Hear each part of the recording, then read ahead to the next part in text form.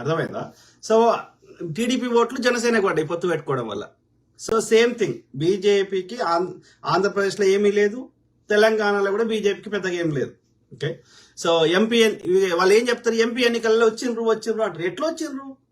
రేవంత్ రెడ్డి అనే యొక్క ఏమంటారు ఈ చంద్రబాబు నాయుడు ఇన్ఫ్లుయెన్స్ చేసిండా, లేకపోతే సిబిఐ ఈడీ అని బెదిరించిండ్రా? Same thing with Karnataka. ఏమి అక్కడ డికే శివకుమార్ని, ఇక్కడ ఇతన్ని సో ఏమని ప్రలోభ పెట్టినరో మనకు తెలియదు కానీ ఓకే లోపలేస్తాము. ఎందుకంటే ఢిల్లీ ముఖ్యమంత్రిని వేశారు కేజ్రీవాల్ గారిని. సో అట్లనే మన యొక్క శిబు సోరెన్ వాళ్ళ కొడుకు హేమంత్ సోరెన్ వేశారు. సో కాబట్టి ఇక వాళ్ళని డిఫేమ్ చేయడము, లేకపోతే జైలు వేయడము, తప్పుడు కేసులు బనాయించడము, ఇట్లా రకరకాలుగా చేయడం వల్ల ఇక ఏమంటారు ఇక వాళ్ళతో ఎందుకు అని చెప్పి ఈయన బలహీన అభ్యర్థుల టికెట్ ఇవ్వడం వల్ల అసెంబ్లీలో గెలవనటువంటి ఈటల రాజేందర్ గారు అసెంబ్లీ ఎన్నిక